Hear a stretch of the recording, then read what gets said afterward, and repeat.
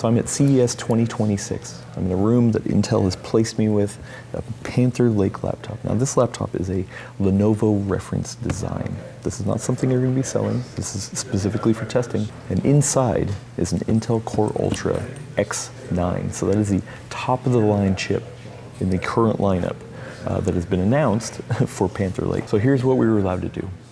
We were allowed to sit down with the laptop, run anything we want. We were allowed to capture footage. We're allowed to talk about our experiences, and we're allowed to publish it at any time. What we can't do are run any CPU-based benchmarks. Okay, so only games. No synthetic-based benchmarks with CPU or GPU related. And we weren't able to take it with us. I guess that, of course, that goes without saying. So we get a lot of people who have been independently testing. I'm sure you're going to see a lot of numbers based out there. And actually, if you go over to PCWorld.com, my colleague Mark Hockman is actually running more numbers, and he's going to have an article based off that stuff. But I specifically was curious about how it would perform when it is plugged in versus unplugged. So let's show you how this thing's going to go. So this appears to be a standard Windows-based laptop. Let's look at the WinVer. We've got 25H2 loaded here. Now Intel did provide a bunch of preloaded games based off of what most benchmarkers run. They said you could actually bring anything you want, but unfortunately I actually didn't bring anything I want, so I mostly played around in here. Not only that, inside the Lenovo Vantage configurator here, you could set whatever you want, from battery saver performance or geek performance. By default, they had set it to performance, but I put it all the way at max performance just to see what we can do at the highest end of the power threshold. Unfortunately, I can't tell you the actual TDP numbers that are based off this, but just know that this is the highest profile that we got here in this setup. Not only that, we have full access to the graphics software, bring up the overlays, all that kind of stuff. They're not locking us out any of that stuff. So essentially what I've been doing is going through the games that they have pre-installed. Luckily, a number of these games are actually on our official benchmark list. So I'm very familiar with the numbers, even though it's not always one-to-one when you do laptop testing. And yeah, going into the actual game, for example, we got F1 25 here. Unfortunately, we actually officially benchmark with 24. But I mean, I can run whatever settings I want in here. On top of that, we're actually able to get power readings live here when we're running benchmark. This is running F1 25, the benchmark loop right now, and we're seeing, based off of the way that I configured it, it's sitting around 60 of total system power draw. So what I'm going to do is run as many numbers as I can before I run out of time, and then we're going to go outside and cover the results. I have wrapped up my benchmarking session. My time with Panther Lake is over for now, and I want to share with you some numbers. So I only had time to run through 3 benchmarks, but I did once again run them plugged and unplugged.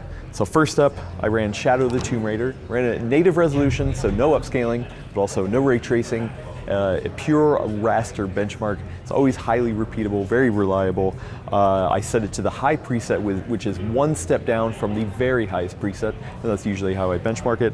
I got an average FPS of 50. Now I will point out that's at native res, 2880 by 1800, so a high resolution screen, and when I saw that number I was like, okay, that's actually pretty good. The next game I ran was Cyberpunk 2077. Now I actually ran this on the high preset, so it's one step down from the Ultra, but no ray tracing. This one I did actually run upscaling, so I enabled XeSS2 at the balanced preset, so essentially that's 50% render resolution, which would be 900p, and that one turned in an average score of 48 frames per second. And the last one is the one you saw, so F1 2025. That one I did at the highest preset, so once again, one step notch down. I also ran this one at native resolution, so once again, 2880 by 1800, so no upscaling, and I used the Australia track. This one turned in an average performance of 53 FPS. So now for the big question I had. Does Panther Lake perform the same plugged in versus unplugged? Because traditionally, for those who don't know, Intel has always tried to favor as much performance as possible, whether you're plugged in or not. This is something that actually AMD kind of goes on the other side and say, if you're unplugged, you probably want to extend your battery life a little bit more. So they, by default, try to throttle you down a little bit. So two kind of different philosophies, and buyers kind of have different wishes as well. So I get it. I'm actually a little bit more on the Intel side, where I would prefer it to perform just the same, whether I'm plugged in or not, and then try to throttle it down if I wanted to manually. And I can say I reran those same benchmarks with the same exact settings, unplugged, and I got almost the same numbers, like within margin of error. So Shadow of the Tomb Raider, 50 FPS, Cyberpunk, 46 FPS, and F1 2025, 54 FPS. So the Shadow of the Tomb Raider number, spot on.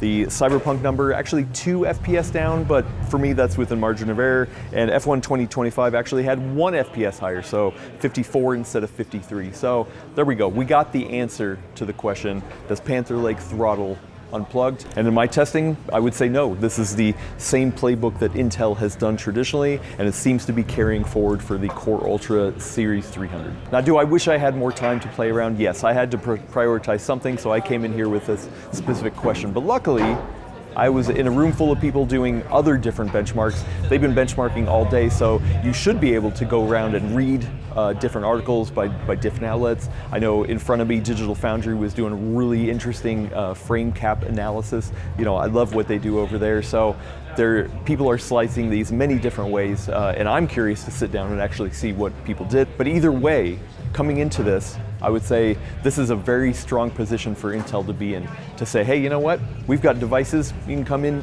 you can do almost whatever you want with them. That is different than what I remember ever seeing in the past. I mean, traditionally, yes, we've maybe had some benchmarking sessions in the past, but they're usually NDA'd.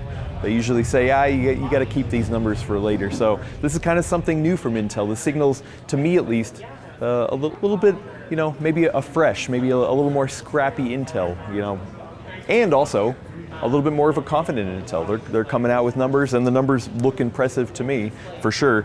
And AMD, I mean, hey, well, Gorgon Point, I can't wait to do some testing on that as well. For the most part, seems like an iteration off of what was a really good, strong Strix platform. So there's definitely more testing to come at the Core Ultra Series 3. If you want to go read Mark's coverage, and I think you should, there's a link down to the PCWorld article down in the description. While you're down there, let me know, are you excited about Panther Lake? What do you want to see testing? If you had a chance to go in there and actually benchmark Panther Lake, what would you have done? Let me know how I messed up, and I ran Shadow of the Tomb Raider. Nobody plays Shadow of the Tomb Raider.